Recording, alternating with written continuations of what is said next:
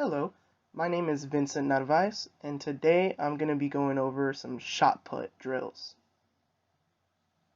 But first, before we get into the drills, first thing we should talk about is some safety guidelines. First thing to really remember is never turn your back to the circle or the runway. Even if someone isn't throwing at the time, do not turn your back to it.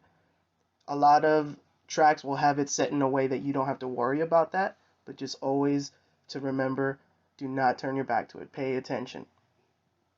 If you are about to throw, look to make sure that the landing impact area is free of any hazards or potential victims.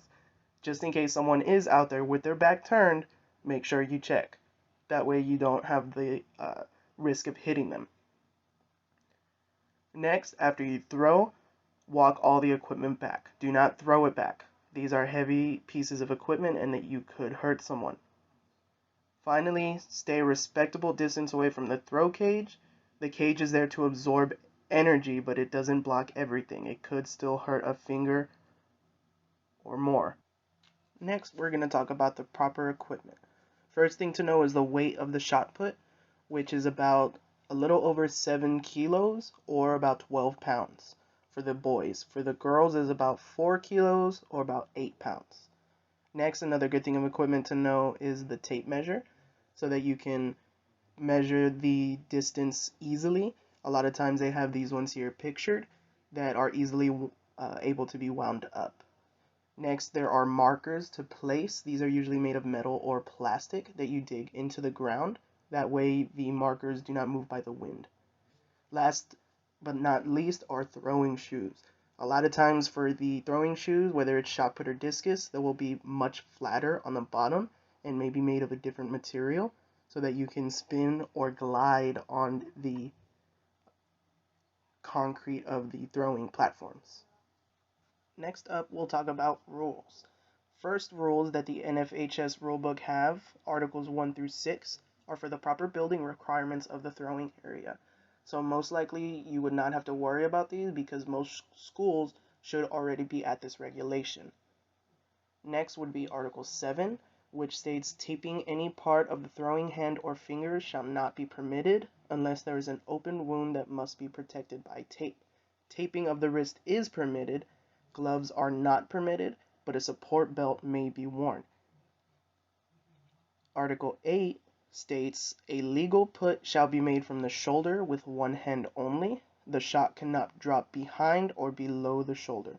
A competitor must start from a stationary position inside the circle.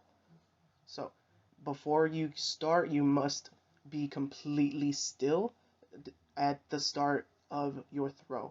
No matter which direction you want to start in, you must be standing still. No moving or changing direction once you start the throw. And you must keep that elbow up and keep the hand on the neck because if they see that it comes off the neck and comes too high, they will call a foul. Next rules we have is Article 9. These rules state which ones are fouls. So first it starts out with letter A. It is a foul if the thrower fails to make a purposeful action towards the throw within a minute of name being called.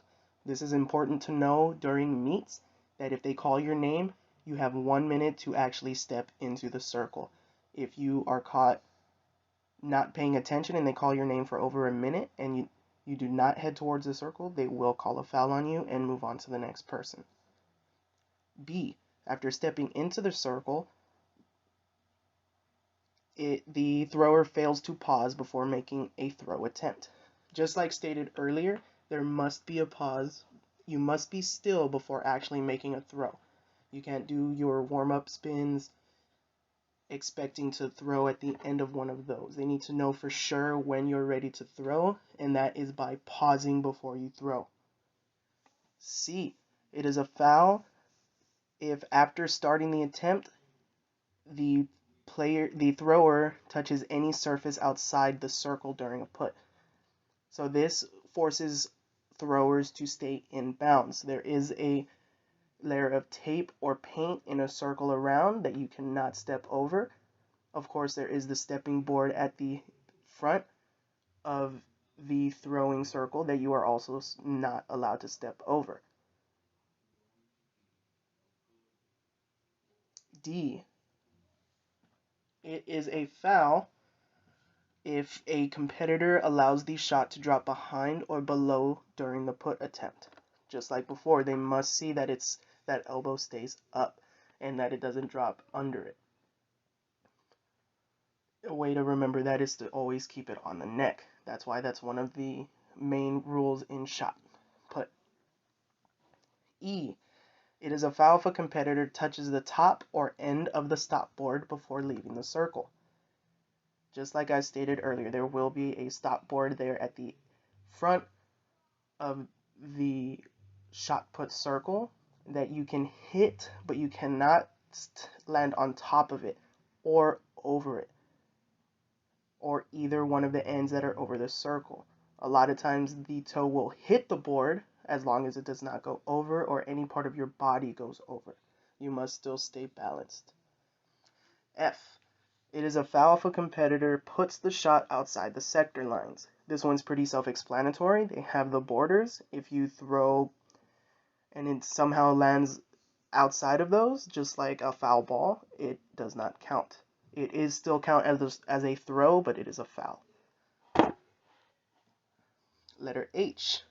It is a foul if a competitor does not leave through the back half of the circle. Yeah, this is very important. Just like you cannot step over the toe board or on top of it, you also can't go over it whenever you are done throwing. No matter if your throw lands, everything is perfect, everybody is safe, you must go out the back. Letter I. It is a foul if a competitor uses the cartwheel method of throwing. This is a much older method of throwing that many people do not even teach, and it is a very difficult and dangerous type of throw. So, if you are hit with any of these fouls, your throw counts as a throw, but it is not measured.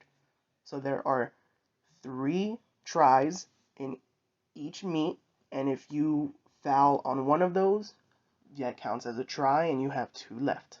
Finally, we have Article 10. The measurement shall be recorded from the nearest edge of the first mark made by the shot to the inside edge of the stop board. So what this means is, say your throw lands and it creates a big hole, they will measure at the start of the hole closest to the board, not the one furthest away. So it's always going to be closest to the board, and then whenever they measure it, it is on the inside edge of the stop board, not the outside edge.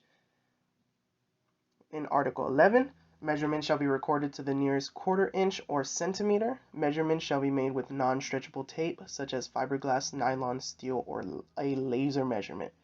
The judges shall hold the tape in a way that the measurement is inside the circle. That one is also pretty self-explanatory. They want to see the final distance on the inside of the circle, not out in the throwing area.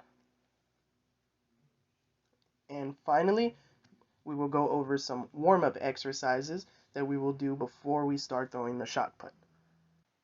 And the first warm-up drill that we have are the skipping for height.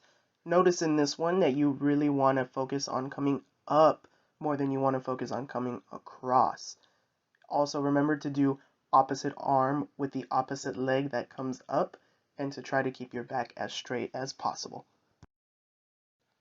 The next drill we have is skipping for distance. The main difference with this one is, instead of really trying to reach up for the sky, you're going to try to get as far as you can. And a lot of the same things to remember on this one: try to keep your back as straight as possible, and to do opposite arm with the opposite leg that comes up. And what's really important about these drills is to focus on getting that power out of our legs. That's going to help us with our shot put throws. Next drill we have our lunges. First thing to remember with the lunges is to always keep the back nice and tall. Another important thing to remember with lunges is do not let the knee go over the toes. If you start to see your toes, that means you are leaning too far forward. Lunges are just supposed to be straight down, not forward. Next drill we have is the walking quad stretch. Again, with this, you want to keep that back nice and straight. You're going to take a step first to help with balance, then reach with the back leg. Then you will hold it up as far as you can towards your glutes and hold it for about 5 to 10 seconds. Then you will take a step with that foot forward, then grab the opposite foot. Next, finally, we have the medicine ball throws. Unfortunately, I do not have a medicine ball to use, but we will just focus on the motions. First thing you're going to do is have your knees bent, feet shoulder width apart in a nice athletic stance. Again, with your back nice and straight. You're going to have your hands to about your chest height. Then you will launch forward with the medicine ball, and remember to flick the wrist. That is more for technique on shot put, and this helps with power through our legs and through our shoulders. And here are the references that I used. Of course, we have the 2020 NFHS Track and Field Cross Country Rulebook. Of course, we needed that to know the exact rules that the NFHS wants us to use. Another thing I used was some basic shot put technique from Everything Track and Field to help with some of the descriptions and some ideas for good warm-up exercises. Same thing with the shot put and discus warm-up routines from Digital Track and Field and from RBR Archives. They were good suggestions for good warm-up exercises. And of course, last but not least, we have the TEACS guidelines there at the final link, and there's tons of guidelines on there that they want us to adhere by.